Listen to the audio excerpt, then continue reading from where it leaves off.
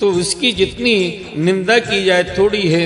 उसका जीवन शोक करने योग्य है। राजन, आप तो जानते ही होंगे, राजा हरिश्चंद्र नंददेव केवल अन्न के दाने बीन चुनकर निर्वाह करने वाले महात्मा मुदगल, शिवी, बलि, व्याध और कपोत आदि बहुत से व्यक्ति अतिथि को अपना सर्वस्व देकर इस नासवान शरीर के द्वारा अविनाशी पद को प्राप्त हो चुके हैं। इसलिए आप भी हम लोगों को निराश मत कीजिए।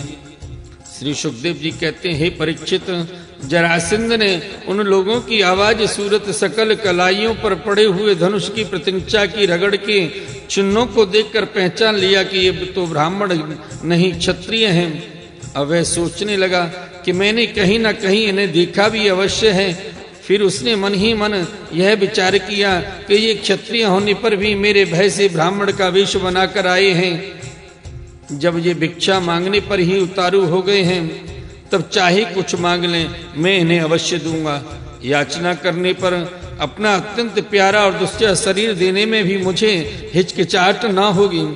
विष्णु भगवान के ब्राह्मण का वेश धारण करके बलि का धन ऐश्वर्य सब कुछ छीन लिया, फिर भी बलि की पवित्र कीर्ति सब ओर फैली हुई है और आज भी लोग बड़े आदर से उसका गान करते हैं। इसमें संदेह नहीं कि विष्णु भगवान ने देवराज इंद्र की राज्य लक्ष्मी बलि से छीन कर उन्हें लौटाने के लिए ही ब्राह्मण रूप धारण किया था। दैत्यराज बलि को यह बात मालूम हो गई थी और शुक्राचार्य जी ने उन्हें रोका भी, परंतु उन्होंने पृथ्वी दान कर ही दिया। मेरा तो यह पक्का निश्चय है कि यह शरीर नासवान है।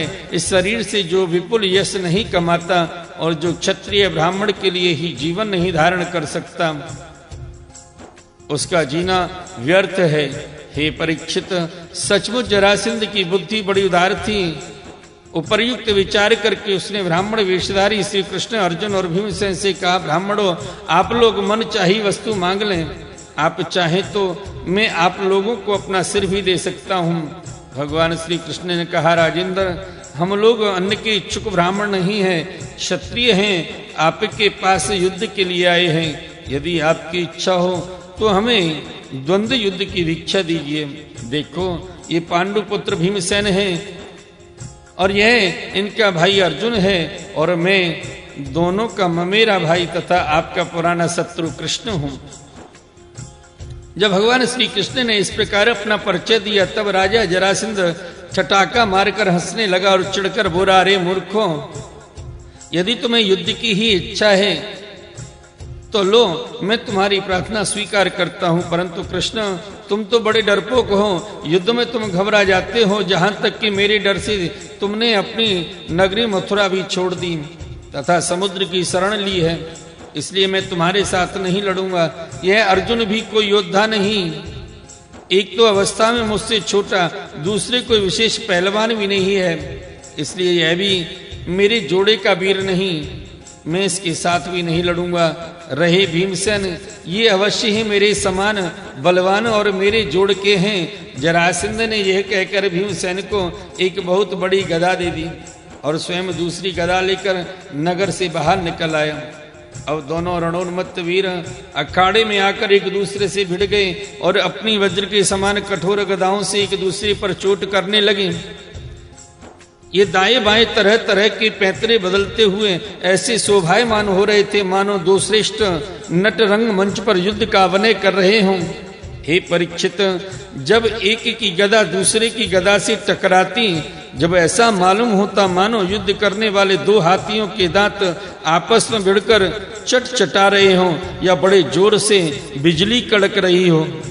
जब दो हाथी क्रोध में भरकर लड़ने लगते हैं और आग की डालियां तोड़ तोड़ कर एक दूसरे पर प्रहार करते हैं, उस समय एक दूसरे की चोट से वे डालियां चूर चूर हो जाती हैं। वैसे ही जब जरासंध और भीमसेन बड़े वेग से गदा चला चला कर एक दूसरे के कंधों, कमरों, पैरों, हाथों, जाघों और हंसलियों पर चोट करने लगे, तब उनकी गदाएं उनके अंगों से टकरा टकरा कर चकनाचूर होने लगी। इस प्रकार जब गदाएं चूर चूर हो गईं, तब दोनों वीर क्रोध में भरकर अपने घूंसों से एक दूसरे को कुचल डालने की चेष्टा करने लगे। उनके घूंसे ऐसी चोट करते मानो लोहे का घन गिर रहा हो एक दूसरे पर। खुलकर चोट करते हुए दो हाथियों की तरह उनके थप्पड़ों और घूंसों का कठोर शब्द बिजली की कड़कड़ाहट के समान जान पड़ता था। हे परीक्षित, जरासंध और भीमसेन दोनों की गदा युद्ध में कुशलता, बल, उत्साह, सम्मान थे। दोनों की शक्ति तनिक भी क्षीण नहीं हो रही थी। इस प्रकार लगातार प्रहार करते रहने पर भी दोनों में से किसी की जीत या हार ना हुई। दोनों वीर रात के समय मित्र के समान रहते और दिन में छूटकर एक दूसरे पर प्रहार करते और लड़ते। महाराज, इस प्रकार उनके लड़ते लड़ते 27 दिन बीत गए। प्रिय परीक्षित, 28वें दिन भीमसेन ने अपने ममेरे भाई श्री कृष्ण से कहा, श्री कृष्ण, मैं युद्ध में जरासंध को जीत नहीं सकता। भगवान श्री कृष्ण जरासंध के जन्म और मृत्यु का रहस्य जानते थे और यह भी जानते थे कि जरा राक्षसी ने जरासंध के शरीर के 2 टुकड़ों को जोड़कर इसे जीवन दान दिया है। इसीलिए उन्होंने भीमसेन के शरीर में अपनी शक्ति का संचार किया और जरासंध के वध का उपाय सोचा। परीक्षित, भगवान का ज्ञान अवाद्य है। अब उन्होंने उसकी मृत्यु का उपाय जानकर एक वृक्ष की डाली को बीचों बीच से चीर दिया और इशारे से भीमसेन को दिखाया। वीर शिरोमणि एवं परम शक्तिशाली भीमसेन ने भगवान श्री कृष्ण का अभिप्राय समझ लिया और जरासंध के पैर पकड़ उसे धरती पर दे मारा। फिर उसके एक पैर को अपने पैर के नीचे दबाया और दूसरे को अपने दोनों हाथों से पकड़ लिया। इसके बाद भीमसेन ने उसे गुदा की ओर से इस प्रकार चीर डाला जैसे गजराज वृक्ष की डाली चीर डाले। लोगों ने देखा कि जरासंध के शरीर के 2 टुकड़े हो गए और इस प्रकार उनके एक एक पैर, जांग, अंडकोश, कमर, पीठ, स्तन, कंधा, भुजा, नेत्र, भौहें और कान अलग अलग हो गए हैं। मगधराज जरासंध की मृत्यु हो जाने पर वहां की प्रजा बड़े जोर से हाय हाय पुकारने लगी। भगवान श्री कृष्ण और अर्जुन ने भीमसेन का आलिंगन करके उनका सत्कार किया। सर्वशक्तिमान भगवान श्री कृष्ण के स्वरूप और विचारों को कोई समझ नहीं सकता। वास्तव में वे ही समस्त प्राणियों के जीवन दाता हैं। उन्होंने जरासंध के राज सिंहासन पर उसके पुत्र सहदेव का अभिषेक कर दिया और जरासंध ने जिन राजाओं को कैदी बना रखा था उन्हें कारागार से मुक्त कर दिया। बोलिए द्वारिकाधीश भगवान की जय। बोलिए श्रीमद्भागवत महापुराण की जय। आइए भक्त वृंदो, श्रीमद्भागवत महापुराण के 10वें स्कंद उत्तरार्ध में 73वां अध्याय जरासंध की जेल से छूटे हुए राजाओं की विदाई और भगवान का इंद्रप्रस्थ लौट कर आने का प्रसंग श्रवण करते हैं। श्री सुखदेव जी कहते हैं, परीक्षित, जरासंध ने अनायास ही 20,800 राजाओं को जीतकर पहाड़ों की घाटियों में एक किले के भीतर कैद कर रखा था। भगवान श्री कृष्ण के छोड़ देने पर जब वे वहां से निकले तब उनके शरीर और वस्त्र मैले हो रहे थे। वे भूख से दुर्बल हो रहे थे और उनके मुंह सूख गए थे। जेल में बंद रहने के कारण उनके शरीर का एक एक अंग ढीला पड़ गया था। वहां से निकलते ही उन नरपतियों ने देखा कि सामने भगवान श्री कृष्ण खड़े हैं।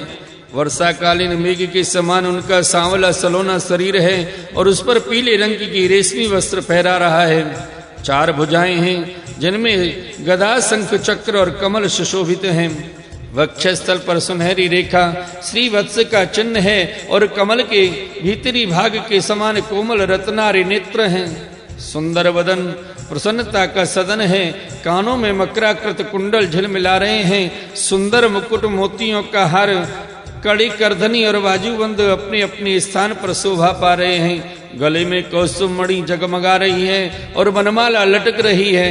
भगवान श्री कृष्ण को देखकर उन राजाओं की ऐसी स्थिति हो गई मानो वे नेत्रों से उन्हें पी रहे हैं, जीभ से चाट रहे हैं, नासिका से सूंघ रहे हैं और बाहुओं से आलिंगन कर रहे हैं। उनके सारे पाप तो भगवान के दर्शन से ही धुल चुके थे।